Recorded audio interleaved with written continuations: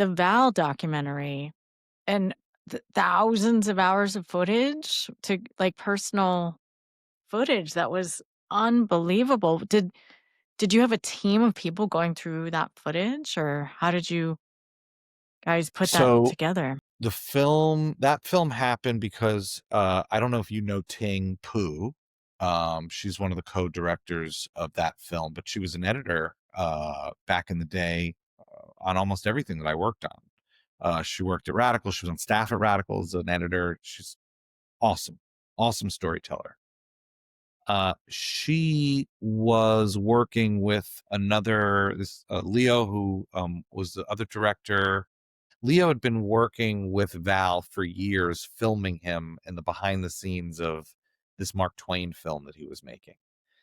And then Val got sick, and then it was like, and Leo was uh, digitizing old footage, but there was sort of like this meandering project without any deliverables or pay schedule necessarily that Leo was working on for years. And so Ting was like, can you give him some guidance on this a little bit?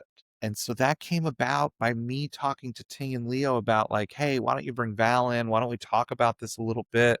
Why don't we see what it is and what it isn't? Val was very hesitant to make the Val. He wanted to make a project about his art. He wanted everybody interviewed. When's Tom Cruise going to be interviewed? When are you doing the section about my art? When are we doing this? When are we doing that? And so he wanted to make a show. He saw it as a reality show that was going to take place in his art studio. And in the art studio, clips would play on the wall. And it was just like this whole thing. And it sounds very cool and prophetic now, but it really is the true story, which is I said, Val, in my office, I said, I don't want to do any of that. And he said, what do you want to do? And I said, I want to get you a standing ovation at Cannes, which was a weird thing to say. I'd never been to Cannes. I don't know about any of that, but like, I think I was selling. I think I really was like trying to sell him and trying to get him off of this TV show. And I'm just like, how can I get Val off of this TV show? And so I was like, I want to get you a standing ovation at Cannes. But that is exactly what we got him. That's crazy.